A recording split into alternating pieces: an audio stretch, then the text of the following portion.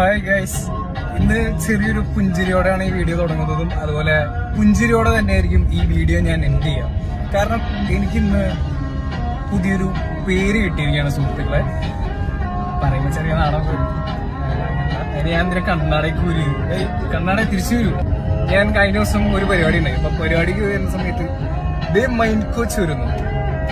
Mind coach ഞാൻ ചെന്നാടി mind coach അല്ലേ? ആരാ? ഞാനോ? ഓക്കെ.